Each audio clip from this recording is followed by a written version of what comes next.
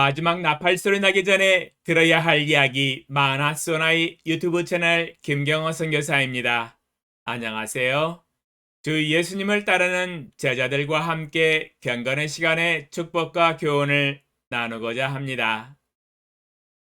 디모데후서 2장 1절 내 아들아 그러므로 너는 그리스도 예수 안에 있는 은혜 가운데서 강하고 예수님의 은혜에 강한 삶을 살라라는 제목으로 말씀을 묵상해 보았습니다. 사도 바울에게 있어서 디모데는 여러 가지 영역에서 많은 의미를 가지고 있습니다. 오늘 새벽에 읽은 본문에서 내 아들아 라고 호칭을 사용하고 부르고 있습니다. 친아들이 아니기 때문에 여기서 아들은 영적인 아들을 의미하고 있습니다. 사도 바울은 디모데를 선교 여행하는 도중에 처음 만났었습니다. 사도행전 16장 1절로 3절 바울이 더베와 루스드라에도 이름에 거기 디모데라 하는 제자가 있으니 그 어머니는 믿는 유대 여자여 아버지는 헬라인이라 디모데는 루스드라와 이고니엔에 있는 형제들에게 칭찬받는 자니 바울이 그를 데리고 떠나고자 할새 그 지역에 있는 유대인으로 말미암아 그를 데려다가 할례를 행하니 이는 그 사람들이 그의 아버지는 헬라인인 줄 다 아미라라. 사도행전 16장 1절로 3절에 사도 바울이 제2차 선교 여행 중에 더베와 루스드라에 도착하여서 처음 디모데라 하는 제자를 만났다고 증거하고 있습니다. 디모데는 거기에 있는 형제들에게서 칭찬받는 제자였었습니다. 사도 바울은 하나님과 하나님의 나라와 교회와 선교를 위하여 비전과 하나님의 상급을 디모데에게 제시하고 사도 바울의 제자여 하나님의 일꾼으로 리크루팅을 하였을 것입니다. 디모데는 기도하는 가운데 사도 바울의 제안에 마음의 결단을 내리고 부모님의 동의를 구하고 기도 부탁을 하면서 사도 바울의 선교팀에 합류하였습니다. 사도 바울은 제2차 선교 여행을 하면서 디모데와 함께 동행하였고 하나님의 나라를 위해서 동역도 하였습니다. 사도 바울은 자신이 가지고 있는 하나님의 말씀과 개념으로 영적인 아버지로서 디모데를 가르쳤습니다. 고린도전서 4장 14절로 17절 내가 너희를 부끄럽게 하려고 이것을 쓰는 것이 아니라 오직 너희를 내 사랑하는 자녀같이 권하려 하는 것이라 그리스도 안에서 1만 스승이 있으되 아버지는 많지 아니하니 그리스도 예수 안에서 내가 복음으로써 너희를 낳았음이라. 그러므로 내가 너희에게 권하노니 너희는 나를 본받는 자가 되라. 이로 말미암아 내가 주 안에서 내 사랑하고 신실한 아들 디모데를 너희에게 보내었으니 그가 너희로 하여금 그리스도 예수 안에서 나의 행사 곧 내가 각처 각 교회에서 가르치는 것을 생각나게 하리라. 고린도전서 4장 14절로 17절에서 사도 바울의 가르침은 일반 스승의 가르침과 달랐습니다. 지식만 가르치는 스승이 되는 것을 원치 않았습니다. 사도 바울은 영적인 아버지로서 책임감을 가지고 사랑하는 자녀같이 권하였으며 모든 것을 하나님의 사랑을 가지고 가르쳤으며 복음과 하나님의 말씀으로 나온 것처럼 양육을 하였습니다. 지식을 가르치는 스승 그 이상이었습니다. 영적인 아버지로서 사랑과 권면의 양육, 희생적인 섬김의 양육이었습니다. 그리하여 영적으로 태어난 아들이 바로 디모데였습니다. 그는 사도 바울이 신뢰하는 제자였으며 하나님의 일꾼이었으며 사도 바울의 선교팀의 동역자로 거듭났습니다. 주님 안에서 영적으로 성장하였습니다.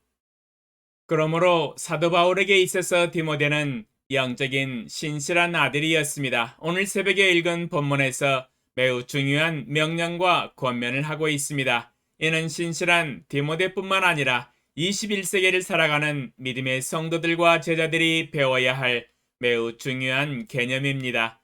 그것은 바로 그리스도 예수 안에 있는 은혜 가운데서 강한 삶입니다.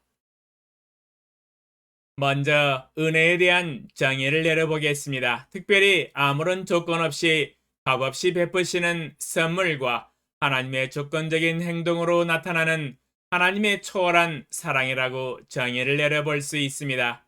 아무 공로 없는 자에게 윗사람이 아랫사람에게 보여주는 특별한 호의와 총애를 뜻하며 하나님이 일방적으로 값없이 베푸시는 선물을 뜻합니다. 하나님의 은혜의 최고봉은 역시 단연 예수 그리스도의 성육신과 십자가 사역이라 할 수 있습니다.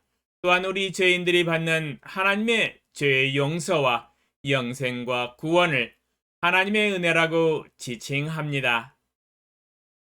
그러면 그리스도 예수 안에 있는 은혜 가운데서 강한 삶은 무엇을 뜻할까요? 은혜 가운데서 강한 삶은 어떻게 살아가는 삶일까요? 우리가 살아가는 모든 환경과 조건들이 모두 하늘에 계신 우리 하나님 아버지의 도우심과 인도하심과 결정하심으로 말미암아 오는 은혜와 은총이라는 믿음의 고백으로 살아가는 삶이라고 생각합니다. 한마디로 모든 것이 주님의 은혜입니다라는 믿음의 고백이지요. 결코 자신의 능력과 지혜에서 나온 것이 아님을 고백하는 것과 같습니다. 그러므로 모든 것이 자신으로부터 나온 것이냐, 아니면 하늘에 계신 하늘 아버지 하나님으로부터 나온 것이냐, 라는 결정에서 시작하는 삶입니다. 만약 전자를 인정하는 삶은 자기 중심적인 삶이요, 후자를 인정하는 삶은 하나님 중심의 삶, 즉 그리스도 예수의 주제권 가운데서 사는 삶입니다. 예수 그리스도를 첫자리에 모시는 삶이지요. 고린도전서 15장 10절. 그러나 내가 나 된 것은 하나님의 은혜로 된 것이니 내게 주신 그의 은혜가 헛되지 아니하여 내가 모든 사도보다 더 많이 수고하였으나 내가 한 것이 아니요 오직 나와 함께 하신 하나님의 은혜로라. 고린도전서 15장 10절에 사도 바울의 사역을 마치고 그 사명을 완수할 수 있었던 모든 것들은 자기 자신이 한 것이 아니요 오직 사도 바울과 함께 하신 하나님의 은혜로 된 것이라고 믿음으로 고백을 하고 있습니다. 이것이 바로 그리스도 예수 안에서 은혜의 강한 삶을 사는 비결입니다. 은혜의 말씀, 은혜의 기도, 은혜의 일용할 양식, 은혜의 교제, 은혜의 구원과 생명 등등 이 모든 것이 하나님이 우리에게 주시는 넘치는 은혜임을 고백합니다. 우리가 날마다 살아가는 모든 환경과 조건들이 하나님의 은혜임을 인정합니다. 우리의 삶에서 일어나는 모든 것들이 하나님의 결정에서 나오는 은혜임을 인정합니다. 우리의 삶에 필요한 모든 것을 넘치도록 공급하시는 하나님의 은혜임을 또한 인정합니다. 매 순간순간 일어나는 모든 일에 하나님을 인정하는 삶, 이것이 바로 하나님의 은혜 안에서 강한 삶을 사는 것 맞습니다. 주여, 우리를 사랑하심으로 베풀어 주신 값없이 주시는 은혜와 은총이 우리의 삶에 넘침으로 부족함이 없나이다. 은혜 안에서 강한 삶을 사는 것, 이보다 더 행복한 삶이 있을까요? 이 세상 80억의 모든 영혼들이 이 놀라운 하나님의 은혜를 깨닫고 죄사함과 구원과 영생을 얻을 뿐만 아니라 날마다 하나님의 은혜로 말미암아 살 뿐만 아니라 은혜 안에서 강한 삶을 살아가도록 크신 은혜를 베풀어 주시옵소서. 예수님의 이름으로 기도합니다. 아멘. 감사합니다.